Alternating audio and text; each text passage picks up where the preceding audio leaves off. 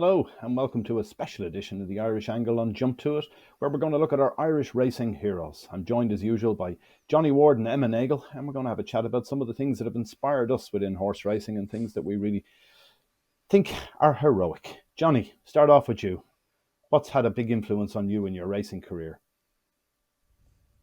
Right, I'm going to start off with the horse that Emma will know very well, Operation Houdini, who essentially was the first horse that I ever had a leg in, and I honestly don't think I've ever had as much crack. My first Cheltenham that I watched would have been 2003, and around that time I was in college in DCU and started going to the betting shop near where I lived out of pure boredom. I don't really interest in horses at all, actually.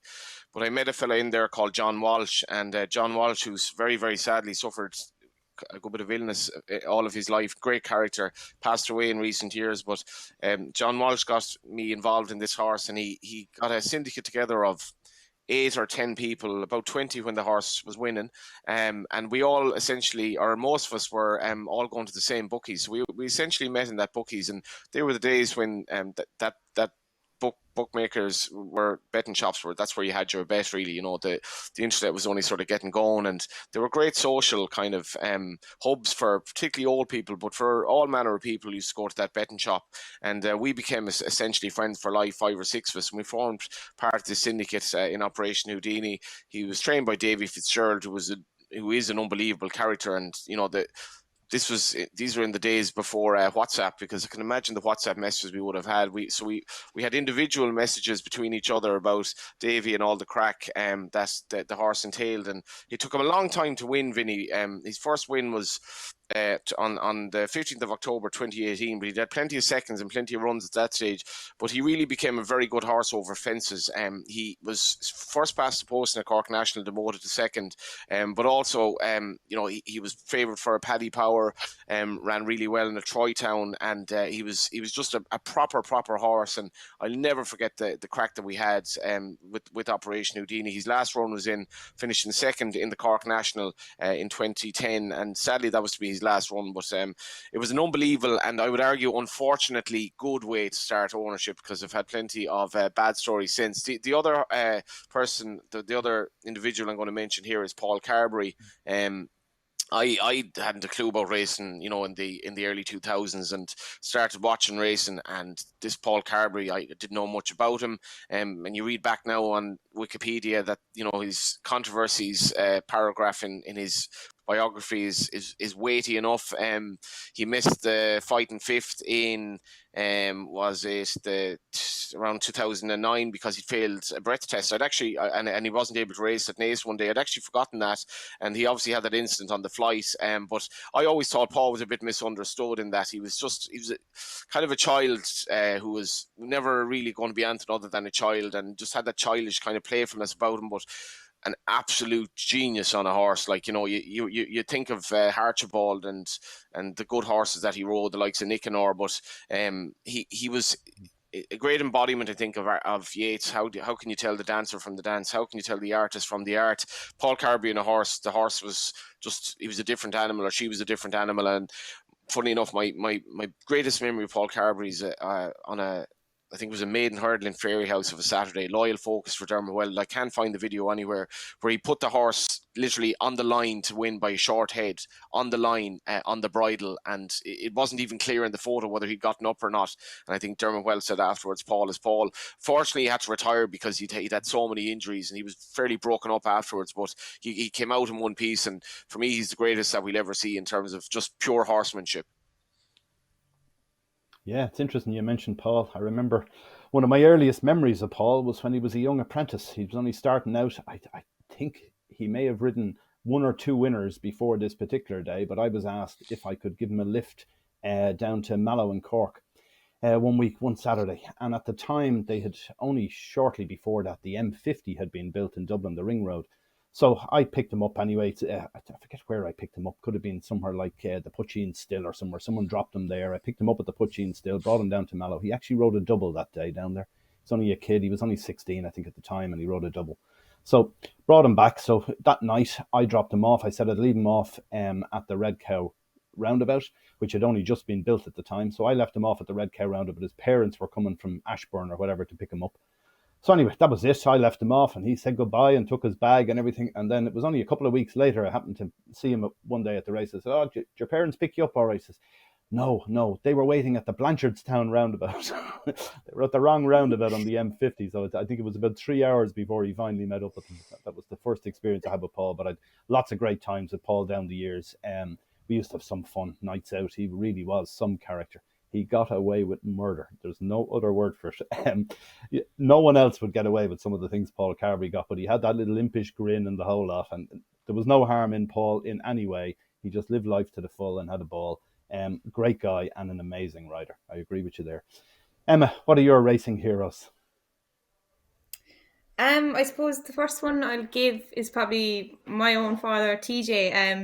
I suppose he probably got me involved in racing first off. When I was younger, we probably would have had a few more horses, maybe had 15, 20 horses in training, and you would have got going racing nearly every weekend. I remember when I was, we would have gone all along when we were kids and, just out on the track watching them. But I remember turning 15, you were able to get the stable pass, and it was a big, big, big day, go get down the stable yard and look after the horse before the race.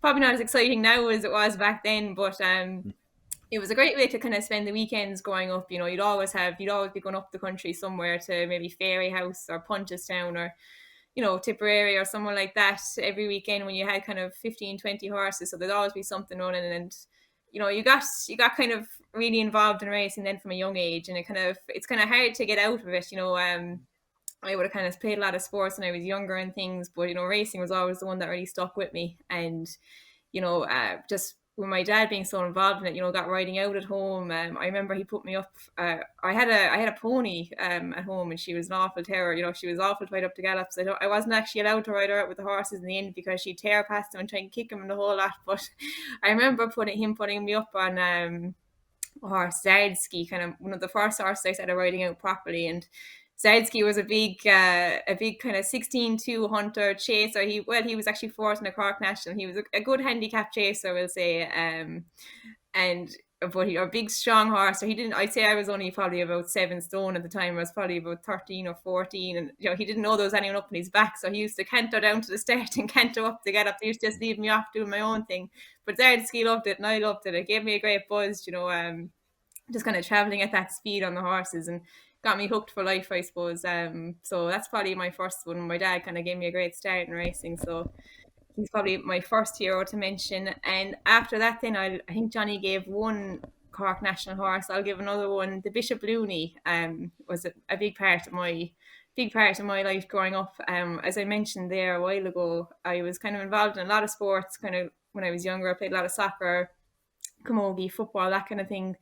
But the Bishop Looney, kind of when I was about, I suppose I was probably 14 or 15, and I remember he was running in the Cork National, and I remember all the chat around. Dad thought he had a great chance, but we actually had a soccer match on the same day.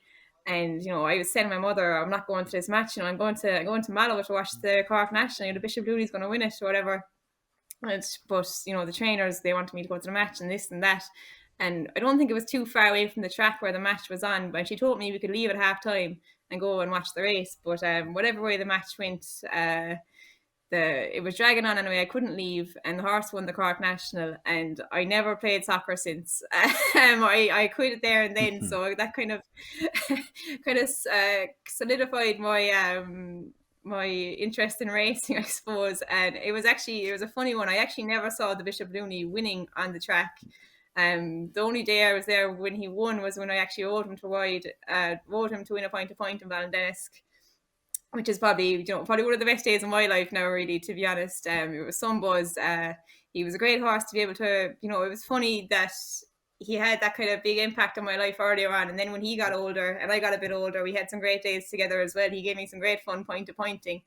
He was a real character. He was a small horse. He was only about, he probably wasn't even 16 hands, really. You wouldn't even see him behind the fence. And, a lot of jockeys had a problem with his jumping, but he was actually a brilliant jumper. He just kind of had his own way about it. Maybe I probably wasn't a great rider, so I was just leaving him do his own thing, and he probably liked that as well. And he seemed to enjoy the pointing, and he gave me some great days, a lot of fun. So yeah, he was a horse who really stood out for me in my life, and he's one I'll never forget. Great stuff. And it's funny you should mention your dad as one of your heroes. My dad was the one who inspired me, I suppose, in the beginning with going racing. I still remember to today, the day he pulled me aside to give me the facts of life. And the facts of life were you don't bet odds on, always bring a coat to the races, and keep your head down. And those three things have stood me well since then. But the thing that really, in our household growing up, my dad, he was always on about one thing and one thing only, Arkle. Um, I was born in 1965, a long time ago now, but the day I was born, Arkle won the following day. I looked it up there, some of the results he had. Like, to think a horse that was called himself, he could get away with just being called that. He won 3 Gold Cups. He won an Irish Grand National. He won 2 Hennessy Gold Cups carrying 12 stone 7. We'll never see the likes of it again. Timeform rated him 212. And when you think we have the likes of Constitution Hill going into a champion hurdle this year as one of the highest rated horses in training at 173. That shows you the different gulf in class we're talking about here. Another great thing about Arkle that I used to love hearing this as a kid was that they used to mix 2 pints of Guinness into his oats each day, which is amazing. So I've been keeping up that myself. I try to drink 2 every day to be like Arkle. So he's one for me. Arkle was different class completely. Like there wasn't a town in Ireland when I was growing up in my teens and that didn't have a pub called the Arkle Bar. They were everywhere, all over the country. Now I know it's a bit gone at this stage, but for me, that's one of the biggest memories for me of growing up in racing was Arkle. Arkle was everything, and to my father, he was the biggest hero there'd ever be. And then we go on to the other one, which I'm surprised you didn't mention because it certainly has. It's one of my big Irish racing heroes, has to be Rachel Blackmore.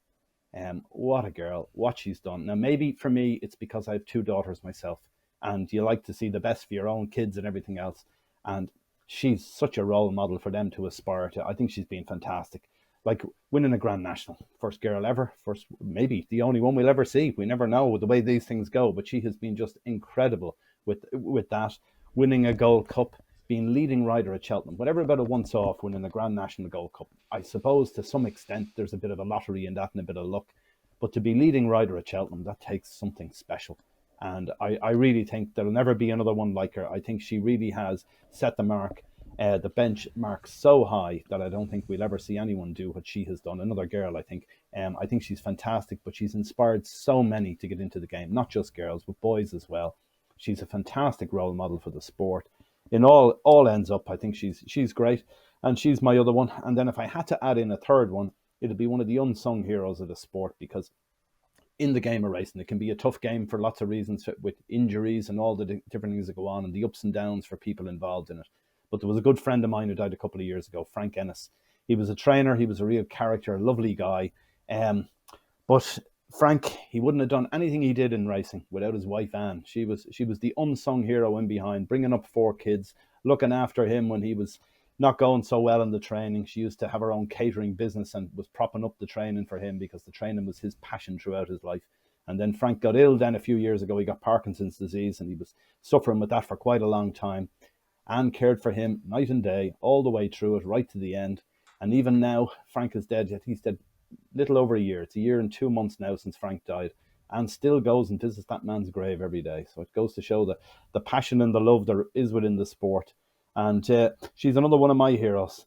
Now, Emma, we're going to move on to racing fans and what their racing heroes are. You interviewed some over the last few days, so we're going to watch that clip now in a minute and see what ordinary people think are their racing heroes. And if you've got any racing hero you'd like to tell us about, please comment in the comments box below. Thanks very much for watching. Bye for now. Do you have any heroes in Irish racing? Well, what got me into Irish racing was my uncle had a horse with Noel Mead, and Noel has since become a friend and a hero. And I just think he's an unbelievable trainer. And it'd be a sad day when he retires. So you'd be rooting home Noel Mead's horses in Cheltenham? Oh yes, And your own background in racing, do you maybe have a hero who got you into racing? It probably would be Rachel Blackmore, or even recently Davy Russell, when he came back out of retirement. There's the character who can kind of draw you in, I suppose. Yeah, he's always smiling on his face and looks really passionate about it as well. Tell me about your own background. How did you get into racing? Is there someone that really drew you into the sport? Well, a mate of mine was a barber. He used to be go racing every Wednesday. I was only young, he brought me into Phoenix Park, and that was what brought me into it. And then, and then I love her ever since. It's all about having the money to go. Yeah, and just about yourself, how did you get involved in racing? What's kind of your earliest racing memory? Oh God, my earliest racing memory is at the Curragh. Definitely going racing with my dad there. But I suppose as time went on, I got more interested in the national hunt side of things. I studied equine business then. And yeah, I just started loving going racing really. I go very regularly now with all the lads. It's just a great day out. And your favourite Cheltenham memory? Oh, I would say Sprinter Sacre on his comeback. Yeah, that was my first year at Cheltenham, and that was amazing. I felt, and that's definitely my earliest memory of Cheltenham being there too. Yeah, Sacre winning the championship. Perfect, thanks a million. What kind of drew you into Cheltenham first? And do you have a memory that you think stands out in your head? Grew up with my father was big into horses. Actually owned a horse there that was running there. So ever since I was a young fella, getting off school to go for the 4 days and watch it. So all my life. So can't wait. What's your earliest memory of Cheltenham? Anything that drew you in first thing? With my granddad, he had a 33-1 winner, and that was I don't know how long ago that was. That was probably my best memory with him. That was years ago now. I got you hooked into it. Yeah, that's it, exactly. Just got me straight into the feeling of it. Brilliant. Loved it. Great, thanks very much. Thank you.